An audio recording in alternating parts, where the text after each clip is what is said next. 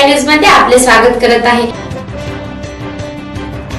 अरविंद केजरीवाल यांना जामीन मिळाल्याने भोकरमध्ये जल्लोष।